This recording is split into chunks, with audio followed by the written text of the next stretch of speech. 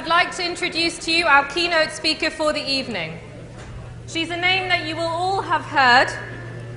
Lauren Booth is a pro-Palestinian activist, broadcaster and journalist, and she's written for many, many well-known publications such as the Sunday Times and the Daily Mail. She was a vocal opponent of the Iraq War and a supporter of the Stop the War coalition. In August 2008, she travelled to Gaza by ship from Cyprus to highlight the blockade of the Gaza Strip and deliver hearing aids and balloons to a deaf school in Gaza. She chose to remain behind in Gaza and was subsequently refused entry into both Israel and Egypt. She said that she believed that by refusing her the right to leave Gaza and return to her home country, Israel and Egypt were in breach of Article 13 of the Universal Declaration of Human Rights, specifically regarding the freedom of movement. Last year, she chose to become Muslim in the holy city of Qum. Please welcome me in joining onto stage our keynote speaker for this evening, Lauren Booth.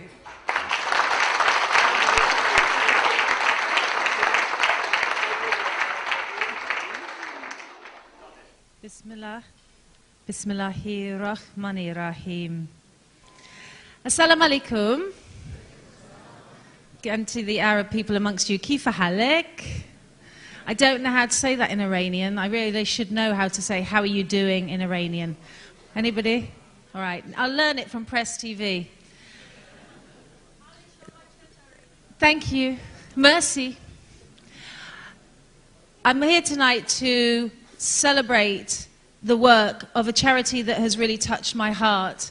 And I can see by everybody here who knows, and has probably been here for the 6th year running, you know it much better than I do, but really the work of Mr. Kareem and all of the other patrons and all of the volunteers here tonight deserves our gratitude, because looking after orphans and those who struggle to make ends meet and those with disabilities is something that, as Muslims, as human beings, we hold that so much more important than how successful we might be and our own egos.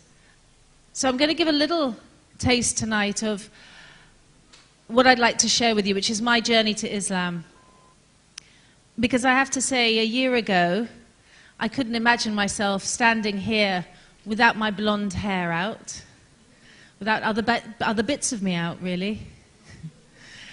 Probably without a glass of wine in my hand. So it seems like a very sudden journey, but it began as so much of what I call my real life began in Palestine in 2005.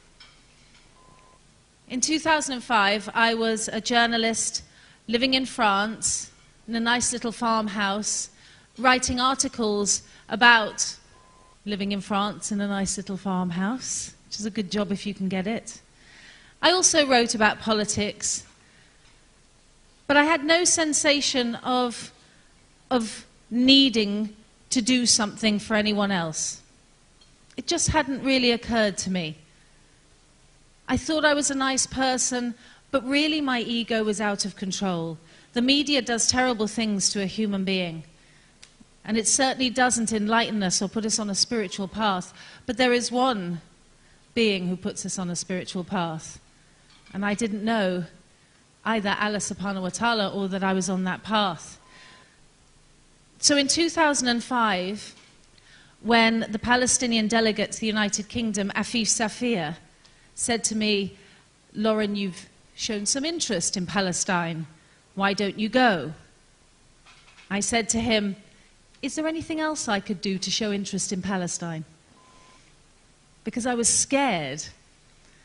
Because somehow, deep inside me, I'd absorbed all of the media preconceptions about Arabs and all of the suppositions about the bogeymen of the 21st century, Muslims. No, I didn't ever externalize that because it wasn't real to me. But I'll tell you, when I first crossed into the West Bank that night in January the 19th, 2005, and I went through an Israeli checkpoint, I knew then that I had a definite mild dose of Islamophobia. I'll remember that moment when I went into the West Bank because the Israeli soldier looked at my passport as I went through in the taxi and said, "British, hey, we love Britain." You can love that, can't you? An American in an Israeli uniform welcoming a Briton to his land. It made me feel a little bit sick. So I went through into Ramallah, and I was lucky enough to get an interview with Mahmoud Abbas. And I remember that well because I found myself surrounded by 6'5" Palestinians holding guns in a lift. And I remember the door of the lift closing, and the men were talking in their walkie-talkies. And to me it sounded something like this: Bismillah ar-Rahman ar-Rahim, yalla yalla yalla, bukra bukra bukra. And in my head a little subtitle came up: "We'll kill the white woman later."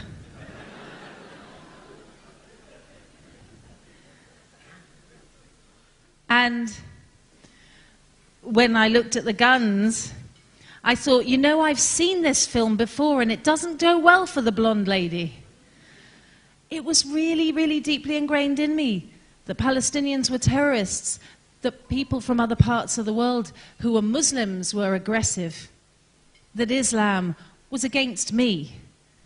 If I was good, I could not be a Muslim. And Muslims couldn't be good because they couldn't help themselves being bad. Strange to think of that now, standing here. That first trip to Palestine, I went for Eid in Jenin, and I had to travel in a car with a lovely young lady called Natalie. We were going to visit her family. And a journey that should take around 2.5 hours from Ramallah to Jenin took us 7.5 hours.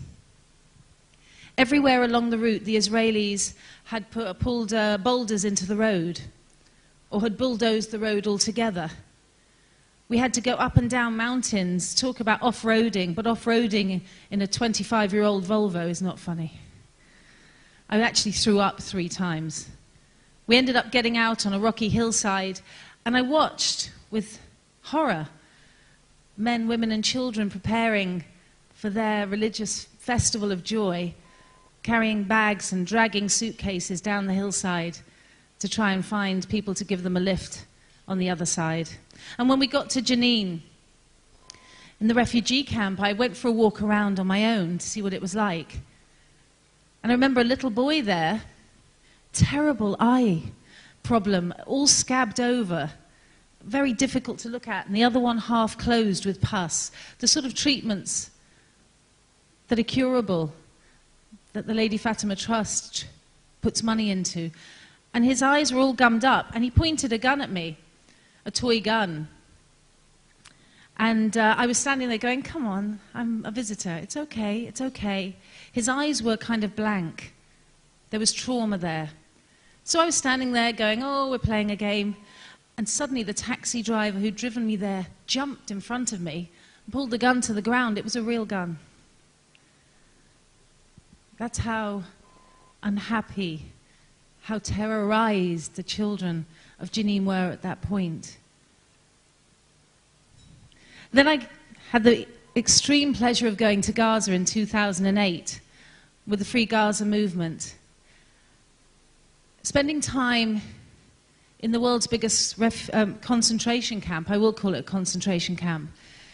It's hard to describe it as a pleasure, but I promise you it is. I was there for a month in 2008. I remember visiting a lady's house. Well, really a cement room in a refugee camp. Everybody there greeted me. Assalamu alaikum. How are you? Assalamu alaikum. Cup of tea. People so smiling and so friendly that all of those headlines that called it Hamastan, the Islamic enclave, the terrorist republic of Palestine, they just dissolved. I'd gone into another world, a world where the children grabbed you by the hand and gave you smiles, where the women gave you the clothes off their backs, where they would feed you when they had no food. I realized I was falling in love with the Palestinian people. If any of you have read a very famous book called The Road to Mecca by Muhammad Assad, does anybody know that book? I recommend it. It's a wonderful, wonderful journey by a journalist 100 years ago who didn't know he was going to become a Muslim. But he was on a camel in the desert, and a companion said to him, so how did you come to find Islam? And his friend said he fell in love with the Arabs and then he found Islam. Well, having read that book, I realized that's what was happening to me. And I went to this lady's cement block living quarters in the Rafah refugee camp one night at during Eid. And she greeted me like this: Assalamu alaikum, fadal, fadal. And the smile on her face was so exquisite that I forgot that I was in this fallen down, terrible condition, cement block room with dirty mattresses lined up around the walls where people would sleep that night. I forgot that I was going into a place where the kitchen was not much bigger than this here, where she had 2 little cooking rings where she tried to cook for 9 people, if she had anything to cook. Because she greeted me as if it was the Taj Mahal, her home. And it made me want to smile. But it also made me angry, her smile. Because it was Ramadan. Yeah, it was Ramadan. And I said to her, I don't understand why your God makes you go hungry for a whole month. I just don't understand why, when it's already difficult for life in Gaza, why you should not drink water and why you should not eat during the day. What is your God trying to prove?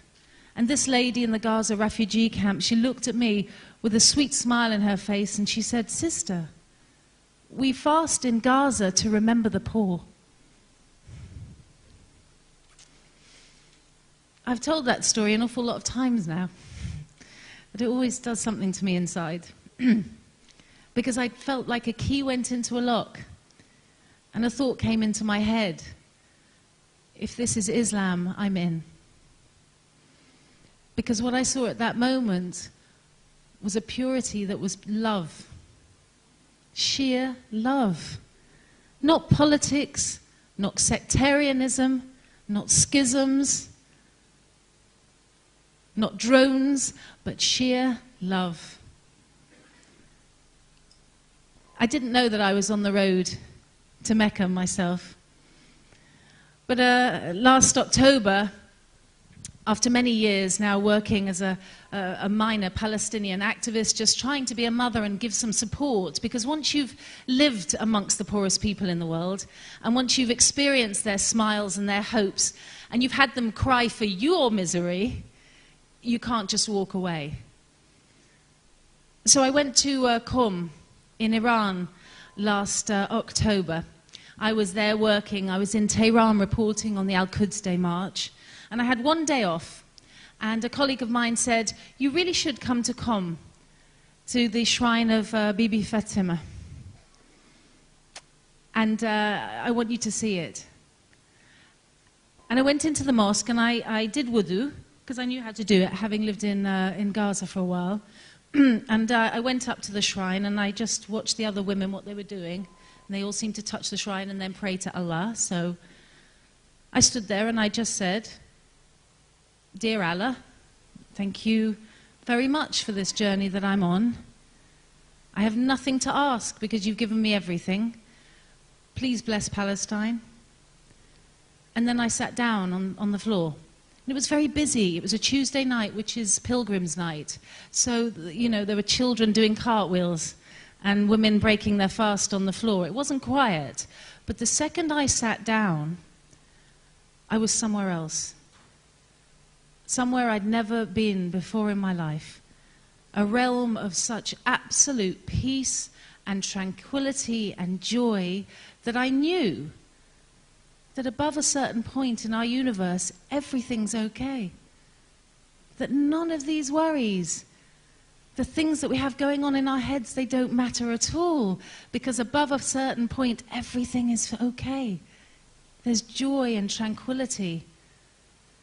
I sat there for a long time, and a young woman came over to me. I was in a chador, so you could only see my face. I was very curled up. And she sat opposite me, and she held my hands, and she looked into my eyes, and she said, "I love you. I love you." I'd never seen her before. I just felt at that moment that she was my sister and my daughter, and I was her aunt and her grandmother. I can't really explain the love that went between us, but it was something almost fierce. And then she backed away from me and she went. And I understood the love that is the Ummah. And they did what 8 and 10-year-olds do. They went to their bedroom and made a list of questions. And then they came up to me and they said, here are the questions. When you're a Muslim, will you still be mummy? That was question 1. And I said, yes, when I'm a Muslim, I will still be mummy. In fact, I suspect I will be an even better mummy. And they gave a little tick. And there's a question number 2. Will you smoke when you're a Muslim? I had to think about that one, because I know a lot of Muslim people smoke. But I thought, this is such a big change. Why not go for the whole thing? Really cleanse yourself out as you're cleansing your spiritual being out. So I said, I won't smoke. And they said, great. And the third question was, when you're a Muslim, will you drink alcohol? And I said, when I'm a Muslim, I will never drink alcohol again.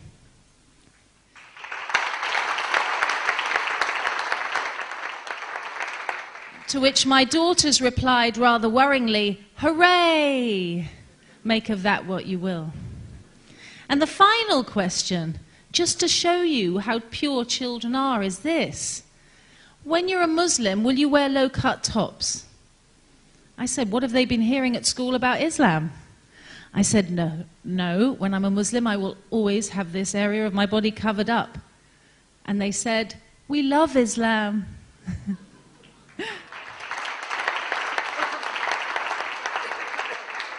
My mother was slightly more difficult to persuade. I told her about the experience at Qum, and she was crying. And she said, that's beautiful, to have a spiritual experience with God. You know, that's amazing. And the next week I saw her, and I had a scarf on. And she said, what have you got that on your head for? And I said, well, remember that conversation we had, Mum? I'm a Muslim. And she went very dangerously quiet. And she looked at me and went, Muslim. Muslim. I thought you said Buddhist. Muslim. What, those nutters? I said, yes, Mum, those nutters. And then I sent her chocolates and flowers and letters, and I apologized for everything I'd ever done before, because I finally understood what it was to be a daughter, because I was reading the Quran. And now she thinks that Islam is a religion for nutters who love their mothers. And alhamdulillah, she's half right. Thank you very much for listening. Please give generously this evening.